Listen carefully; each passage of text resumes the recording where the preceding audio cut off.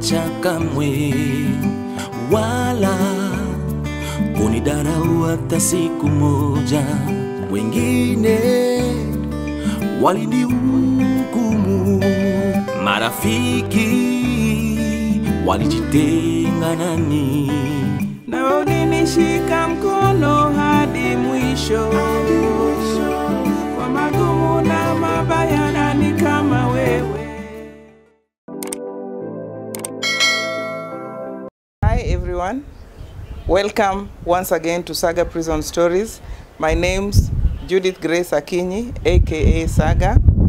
Today I just want to give someone hope, someone who may be going through one or two things out there, because again, so is life.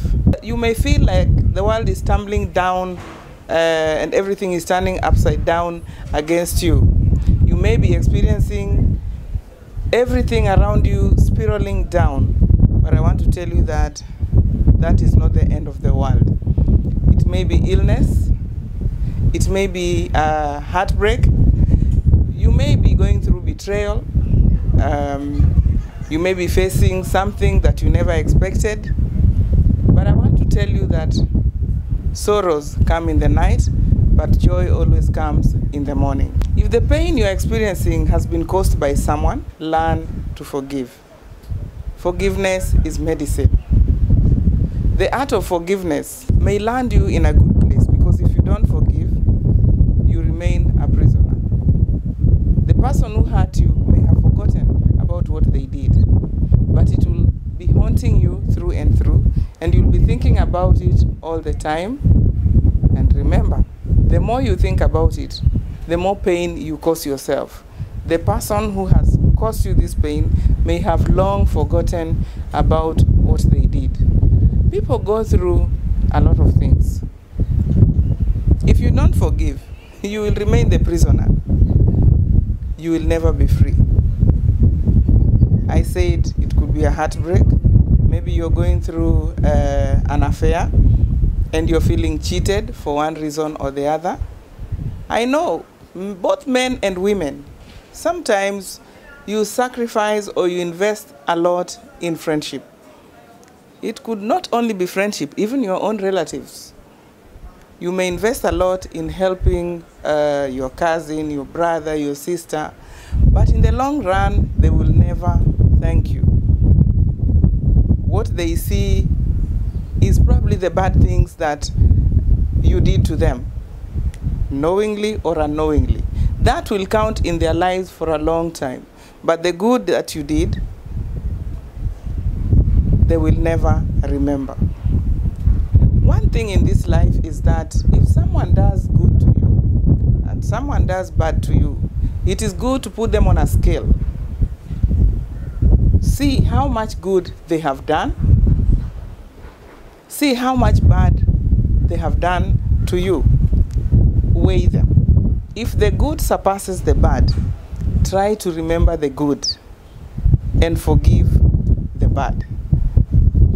As I've said, if you keep on carrying the badness, it is you who will carry the burden.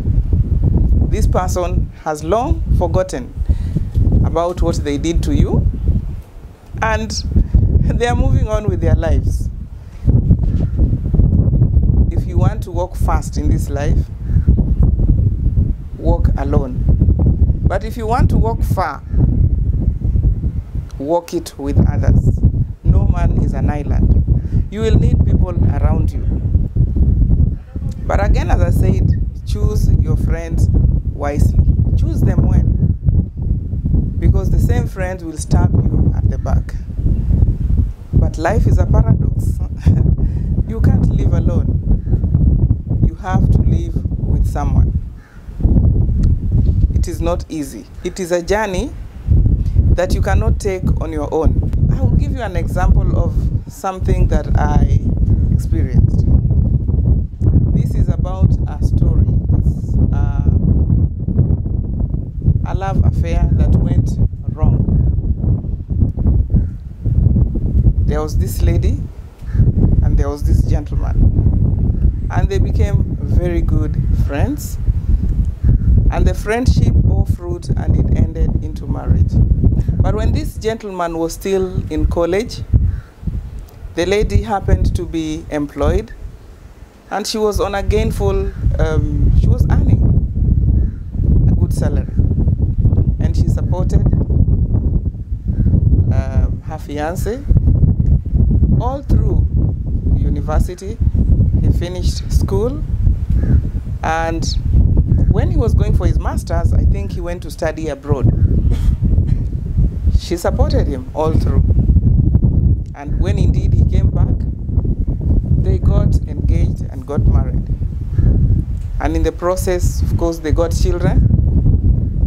But what I have said, betrayal, when he started earning his salary and discovered that he had so many other admirers, he forgot about what this lady did when he needed her help most. And he started going out with other ladies. And what happened? This young girl became desperate, and indeed she also started having affairs. And that is how the whole house came tumbling down. This lady and the gentleman planned on how they would eliminate this guy, because he was now on their way, so to speak, or so they thought. And when they planned to eliminate him, they did. They succeeded. But what happened in the end? Because of the multiple affairs of the gentleman, the multiple affairs of the lady, disease came into this house. And none of them could tell where it came from. But as these two were planning to eliminate this other guy, let's call him Gentleman A, they succeeded in their plan. And indeed, they did eliminate him. In our place, we normally say blood is heavy. If blood is in your hands, you can never be free. So what happened is there was total confusion, because this guy finished this other one, Gentleman A, using a machete. And I don't know whether blood has a way of confusing people. When he saw this blood, he just stuck to that place where they did, I think the authorities would call it the scene of crime. He remained there, confused, not knowing what to do, with the machete in the sink, trying to clean it, with blood all over his clothes. And there were children, I told you, who were involved. As young as they were able to raise an alarm, because they knew something was happened to something bad had happened to their daddy. And the neighbors came. And when the neighbors came, they rushed into the house. And when they went upstairs, they found this gentleman still in that confusion, with a machete in the sink, blood all over his clothes. The lady also confused. And he was arrested and ended up in prison. And of course, the lady was arrested too. The gentleman didn't die. He went and died in hospital. But guess what? In all this mix, all of them had contracted the disease, HIV and AIDS. And even as this other gentleman went to prison, and the lady also went to prison, they discovered their status. And in those days, medication was not as it is today. To cut the long story short, all these three lost their lives. And who are left to suffer? The children. The children who had to be dispatched to one relative here, one relative there, all because of betrayal.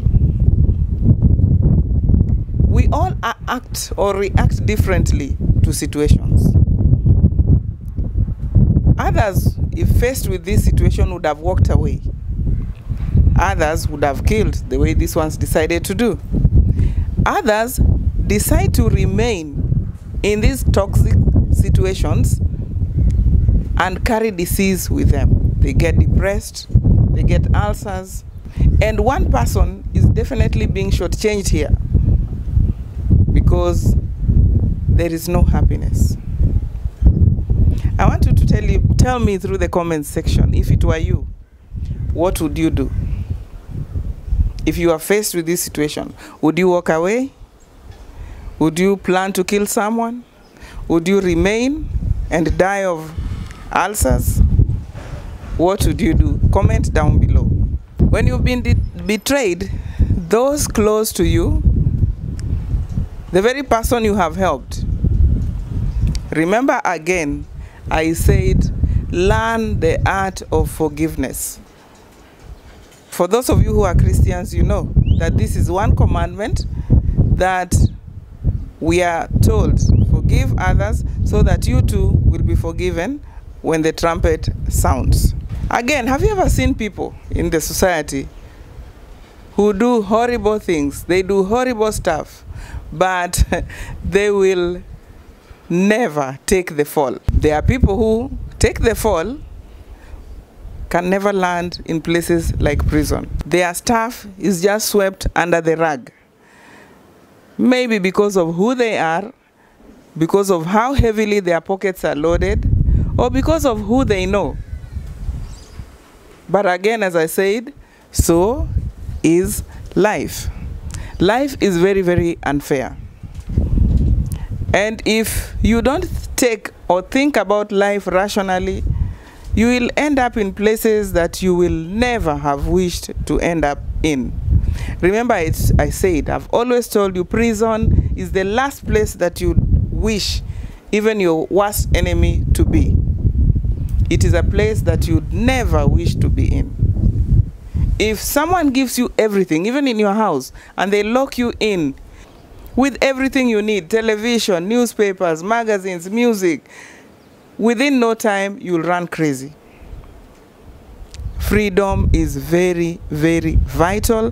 Freedom is very, very important. You will never know this until someone denies you your freedom. So when you are out there, don't break the law. Stay safe.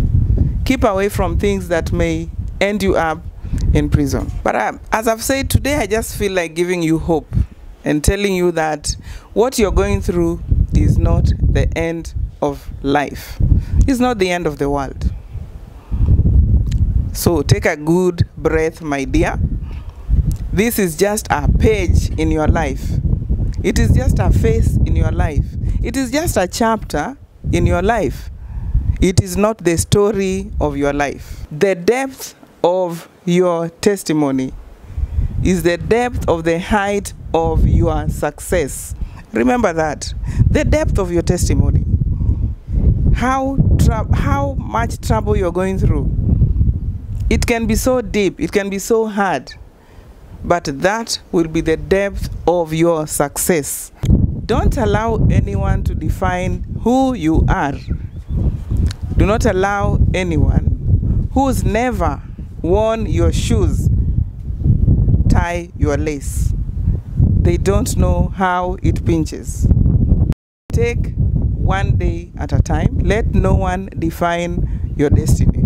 Your life is in your hands. You can take it right, you can take it left, you can take it down, you can take it up. Let no one define who you are. Let no one define your destiny. Let the stones thrown to you be your foundation. Your enemies will throw a lot of stones. They will throw a lot of stones at you. They will try to bring you down. But remember, this person who wants to pull you down are not happy with themselves. So they want to drag you along in their sadness. Don't allow that to happen to you.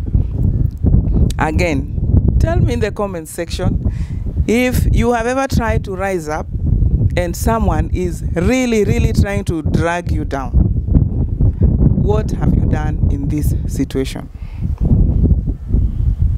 Remember, the stones thrown by your enemies, let them forever be your foundation.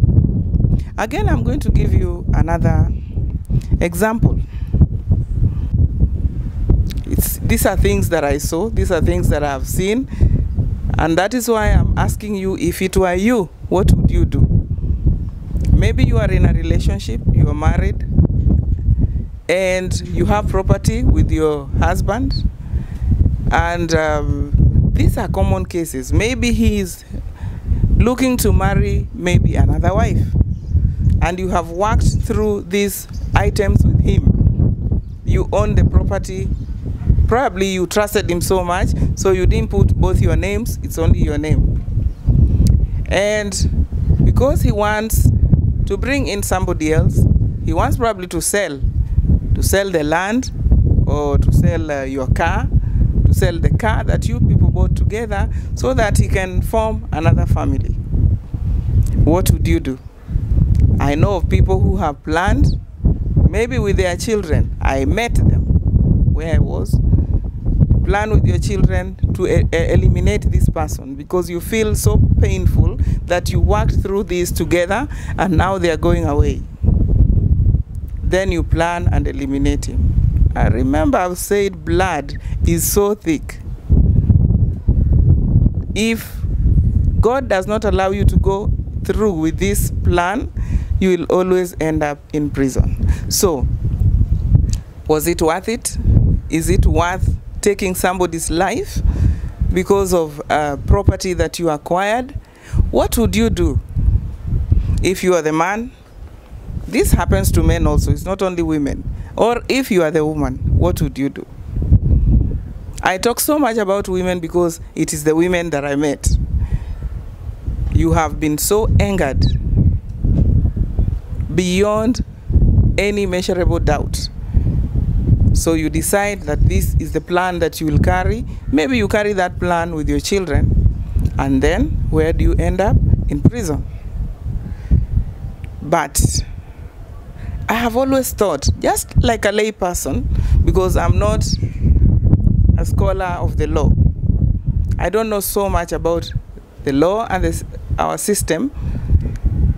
If you are caught doing this, or you've eliminated you've taken away somebody's life, you will go to prison, definitely. But is there a way that maybe the judges or the prosecutors can also try to balance the reason why this act was committed, the reason why this was done?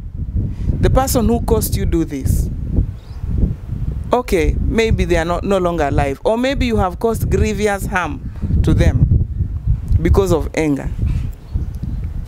What does the law say about this? Is it just the act that you committed, or is there a way that the law can also consider that this person did this and therefore this happened? What I know again is that most people who end up in prison, most of the people I met, I don't know about these days, a lot of times the statement they gave the police may differ so much with what really took place. One, because of fear. Two, because of intimidation. I think last week, the other weeks past, I aired a story of a girl in Migori who said that two brothers were fighting, and hence one killed the other, and she was put in prison because they could not find the killer brother. My thoughts could be that she probably didn't know how to defend herself, because I believe the lawyer who was defending her, even if it was a government lawyer, knew what he was supposed to do. It is likely that she was probably intimidated, because we heard that she was in this home just with her mother-in-law. So it could be that she was scared of saying the truth because of defending this other son of the mother, whose son was also killed. And then when she probably found herself in prison, she now was able to say the truth. So this girl, as I said, was probably intimidated by the mother-in-law. Maybe she was afraid that if I say that the son has done this, probably I'll also not live in this home. There could have been many surrounding issues on this case. I don't know. But if someone can be made to serve on behalf of another, then I think there's something that is not right with our law. Because why would I commit a crime and somebody else goes to serve a sentence for me? Simply because they cannot find the person, the culprit. I understand there is something they call circumstantial evidence. I don't know about this so much.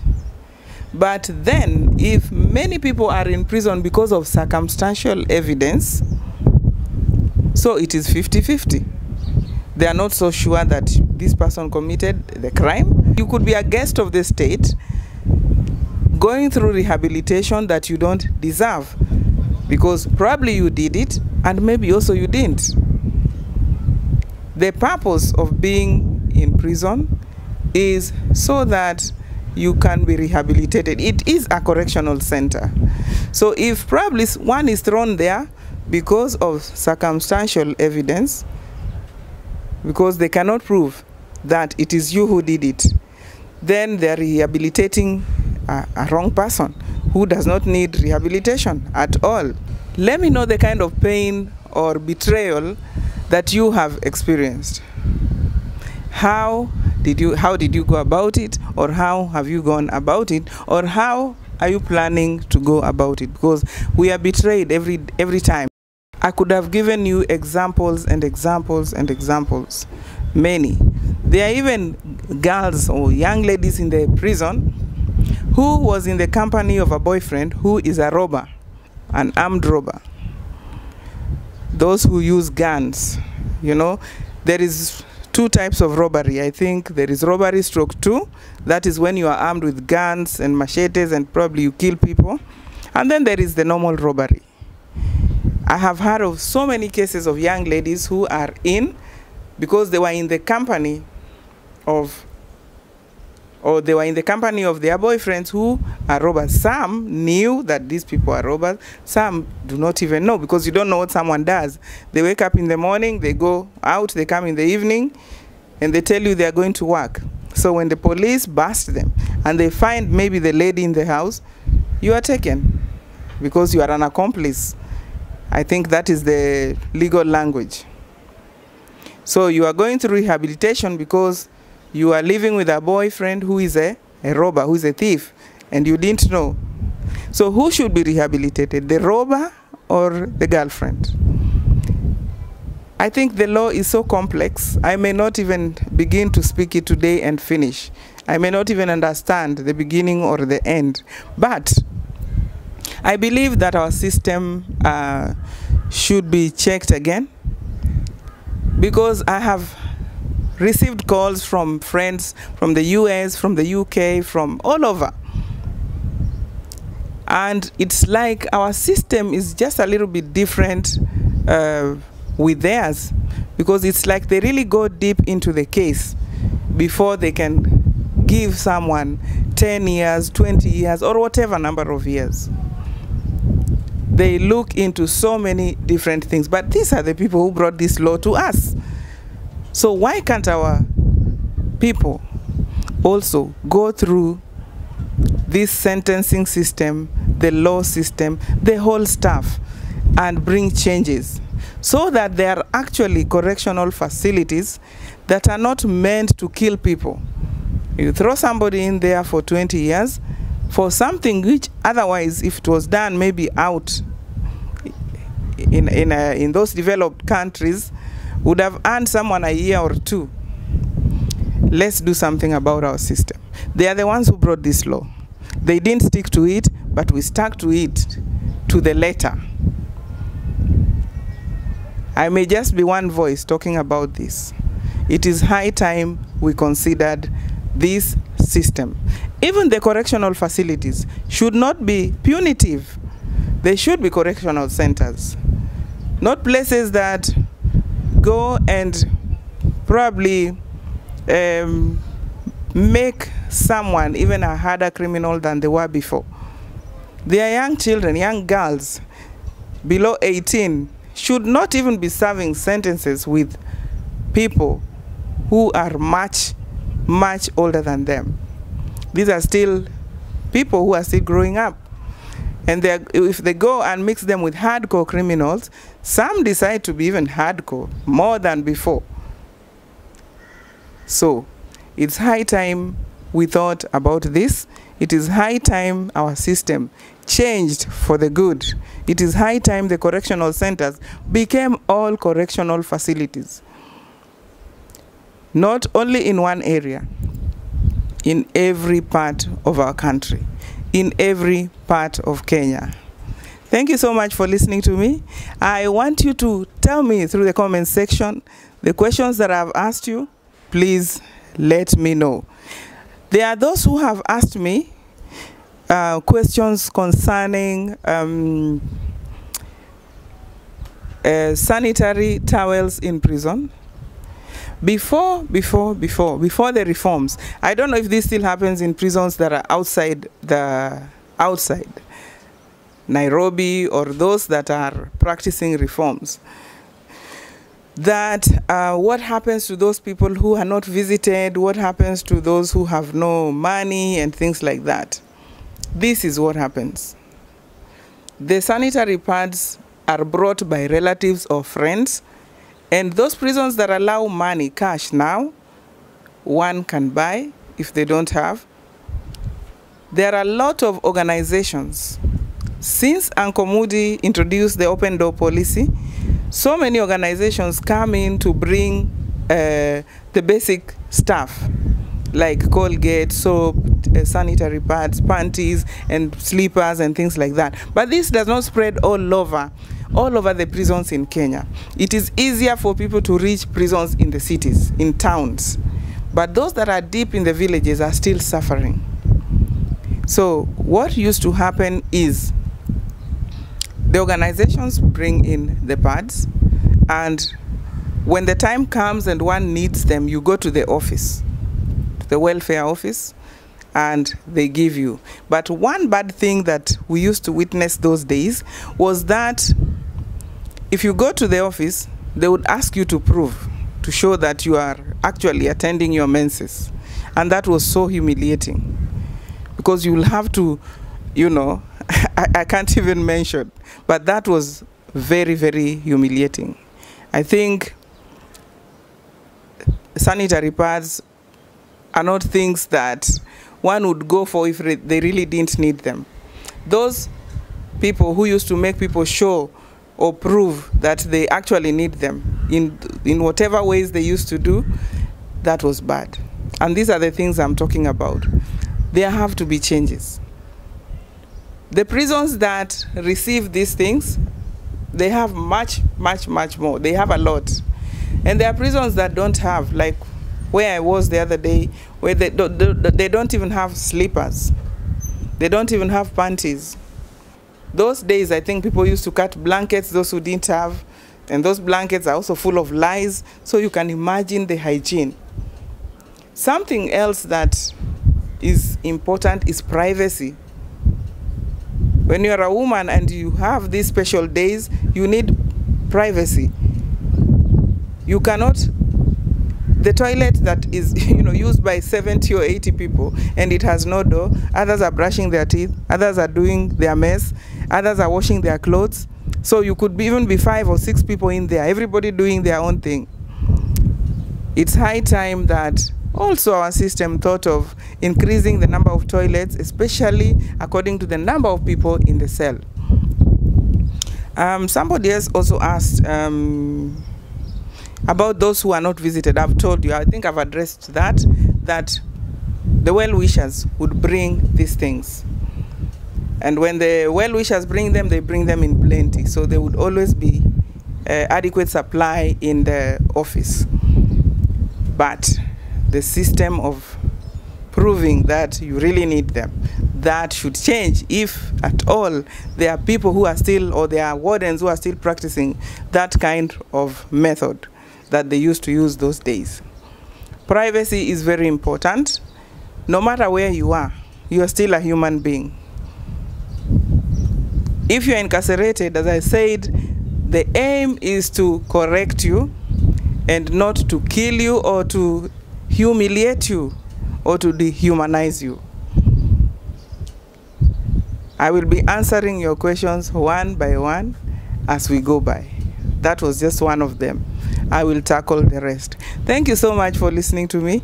Remember, those things I've asked you down the comment section, answer them one by one.